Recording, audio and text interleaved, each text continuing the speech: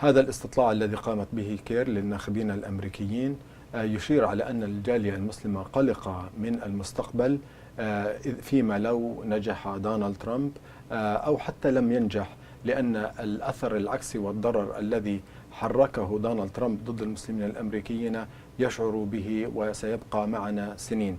وأيضا الاستطلاع الرأي يظهر على أن الجالية المسلمة حازمة ومتفائلة بأنها ستلعب دور رئيسي في هذه الانتخابات وستسمع صوتها السياسي لكلا الحزبين، لأن لدينا حملة منظمة تتجاوز 1,000,000 ناخب مسجلين وعازمون على التصويت في 8 نوفمبر. ويبدو أن غالبية المسلمين سيصوتوا حسب النتائج لصالح هيلاري كلينتون بواقع 72%، وفقط 4% لصالح دونالد ترامب، وحوالي 20% غير مقررين ومتأرجحين حتى الآن.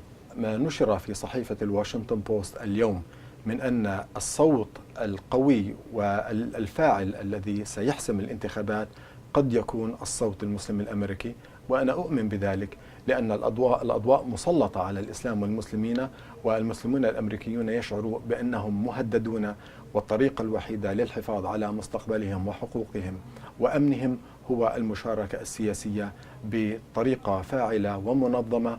ونحن نتفق على أن المسلمين الأمريكيين أمامهم فرصة تاريخية، وسيظهروا هذه الفرصة بأصواتهم في 8 نوفمبر القادم.